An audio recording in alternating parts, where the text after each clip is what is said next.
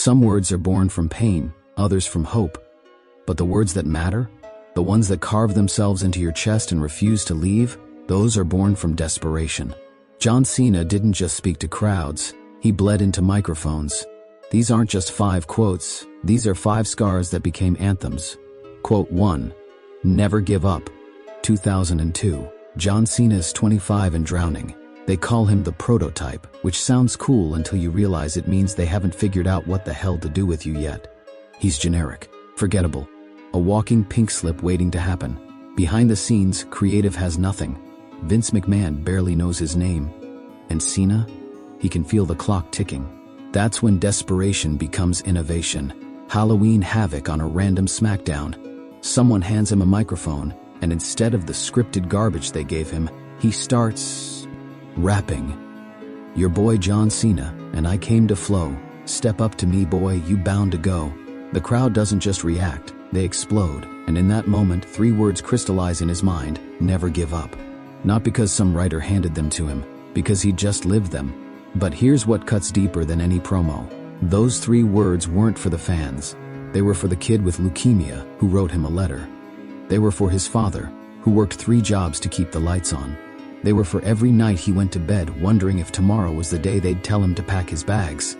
When Cena says never give up, his voice doesn't just carry conviction, it carries ghosts. The ghost of who he almost wasn't. The ghost of dreams that almost died in developmental territory. Watch his face when he says it. There's something behind his eyes that's too heavy for television. A phrase becomes a philosophy becomes a movement. 600 Make-A-Wish visits later, those words have carried more weight than any championship belt. But the cost? The cost is that John Cena can never, ever give up.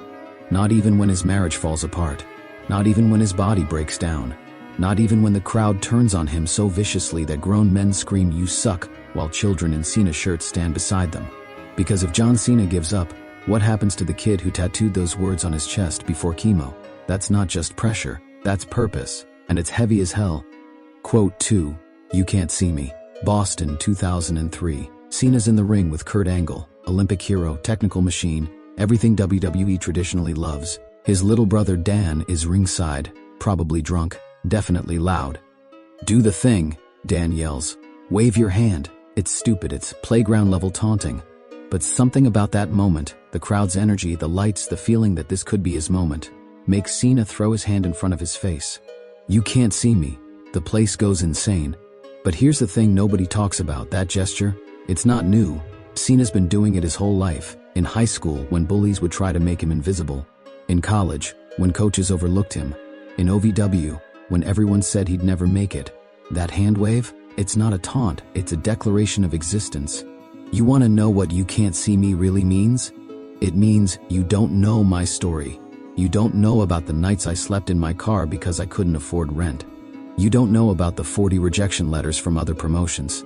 You don't know about the voice in my head that whispers maybe they're right, maybe you're not good enough.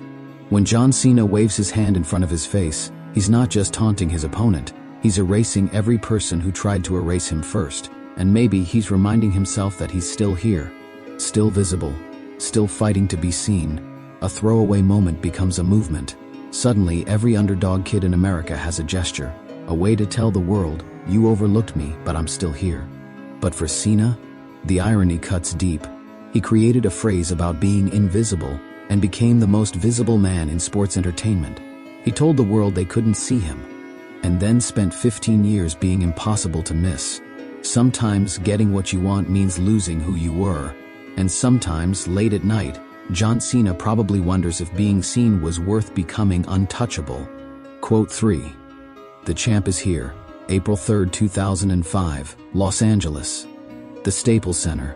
JBL has been champion for 280 days, nearly a year of being told he's the measuring stick, the standard, the man.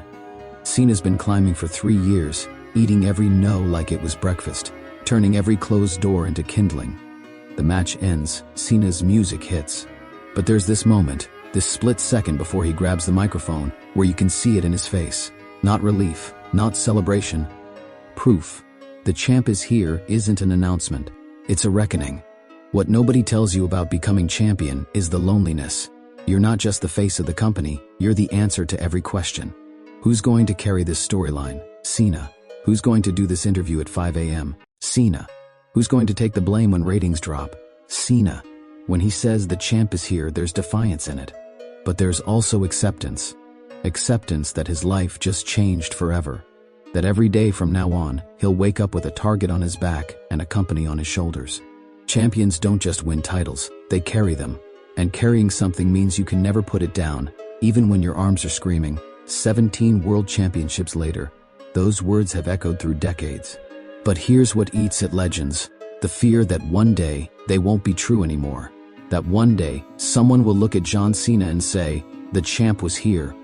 Past tense, memory, nostalgia. Every time Cena says those words now, he's not just celebrating his presence, he's fighting his future absence. And that fight?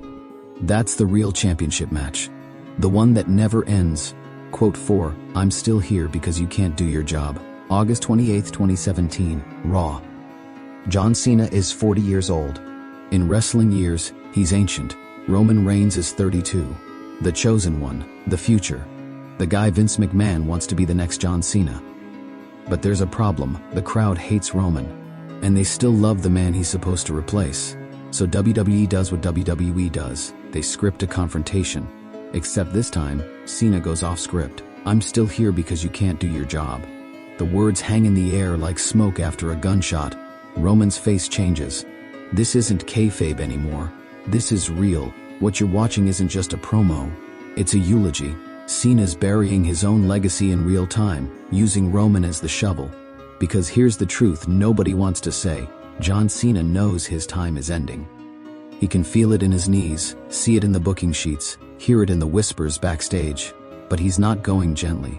When he tells Roman, you can't do your job, he's not just talking about Roman's inability to get over with the crowd. He's talking about the impossible task of replacing the irreplaceable. And maybe he's talking to himself, to the voice in his head that wonders if he did enough, carried the company long enough, meant enough to justify the years he gave to this business. 6 years later, Cena's a part-timer. Roman's the acknowledged tribal chief. The torch got passed despite Cena's resistance. But those words, I'm still here because you can't do your job, they echo differently now. Because Cena isn't still there. He's in Hollywood, making movies, appearing sporadically. And Roman's doing the job just fine. Sometimes the most brutal promos are the ones that predict your own irrelevance.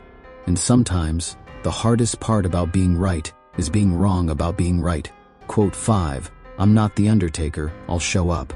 March 2018, WrestleMania season. John Cena doesn't have a match. For a man who's main evented WrestleMania 5 times, this isn't just professional disappointment, it's existential crisis. Week after week, he calls out the Undertaker, begs, pleads, demands, nothing. So he does something desperate. Something that would have been unthinkable 5 years earlier. He goes personal. I'm not the Undertaker, I'll show up. The crowd gasps. Not because it's shocking, because it's true. What Cena's really saying is, I've given this company everything. 300 days a year for 15 years. Hospital visits on Christmas morning. Press conferences with broken ribs. I showed up when my dad died. I showed up when my marriage ended. I showed up when the fans booed me out of buildings. And now you're telling me I don't matter enough for WrestleMania? This isn't just professional frustration. This is abandonment. The company that built him into a superhero is treating him like a has-been. And the legend he's calling out? He gets to pick and choose his moments while Cena gets forgotten. The Undertaker shows up. They have their match. But something breaks that night that never gets fixed. Cena got what he wanted, his WrestleMania moment. But he lost something else, his dignity. The man who never needed anyone, who carried the company on his back, who was always the answer, had to beg for relevance. And when legends have to beg, they stop being legends. They become memories. And memories, no matter how beautiful, can't save you from being forgotten. John Cena's words weren't just catchphrases. They were survival mechanisms. Never give up, because giving up meant disappearing. You can't see me, because being invisible meant being powerless. The champ is here, because presence is proof of purpose. I'm still here because you can't do your job, because relevance is a war you fight daily. I'm not the Undertaker, I'll show up, because loyalty should be a two-way street.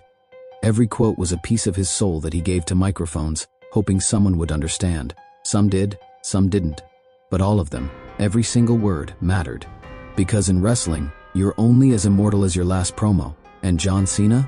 He made sure his words would outlive his in-ring career, even if they broke his heart in the process. Words are weapons. Words are shields. Words are scars. Which John Cena quote cut deepest for you? Tell me in the comments. Because every legend starts with someone brave enough to bleed into a microphone. And every story matters, even the ones that hurt to tell.